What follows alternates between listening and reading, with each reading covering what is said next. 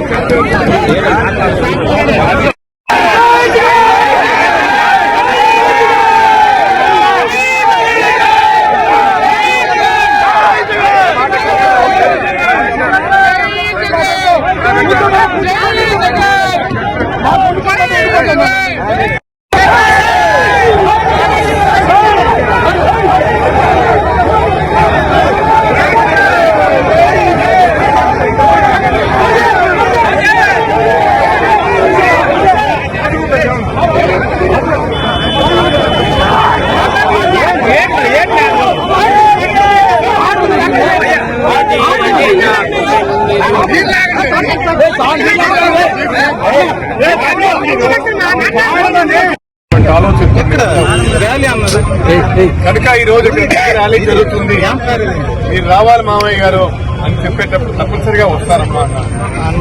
వచ్చాం, వచ్చిన తర్వాత మీరు చేస్తుంది ఇదా ప్రభుత్వం అంటే మీరు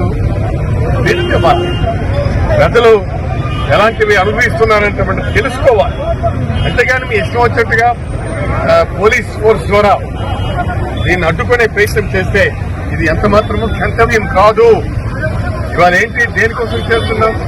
17 మెడికల్ కాలేజీలు ఈరోజు గతంలో ఎన్నడూ లేనటువంటి విధంగా చరిత్ర సృష్టించినటువంటి జగన్మోహన్ రెడ్డి గారు ఈరోజు 5 మెడికల్ కాలేజీలు పూర్తి చేసి క్లాసులు ప్రారంభించారు.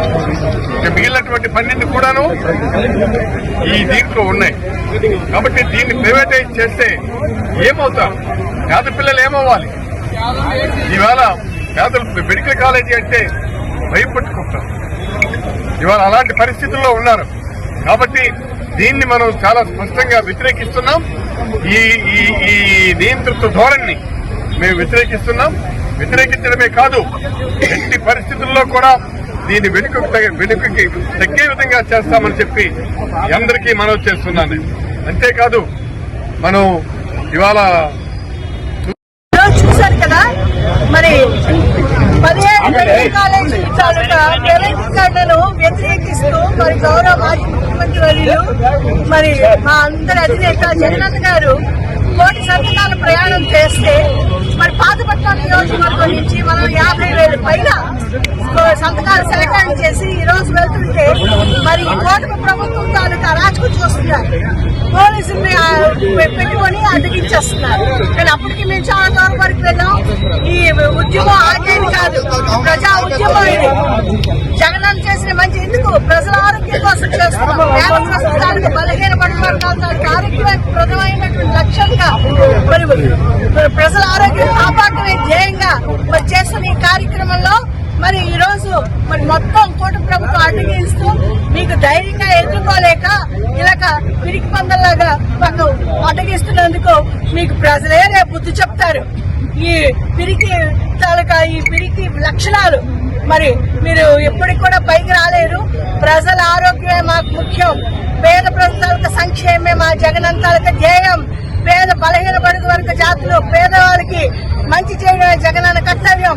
మరి ఈ రోజు గౌరవ మాజీ స్పీకర్ గారు పెద్దలు తమ్మినేని సీతారాం గారు కూడా ఈ ర్యాలీకి వచ్చి అటెండ్ చేస్తే మరి కూటమి ప్రభుత్వం మరి ఇక్కడ తెలుగుదేశం ఎమ్మెల్యే మామిడి గోవిందరావు గాని మరి ముఖ్యమంత్రిగా చంద్రబాబు నాయుడు గారు మరి ఈ ప్రభుత్వమే అంటే ప్రజల గళాన్ని నొక్కివేయాలని చూస్తున్నారు.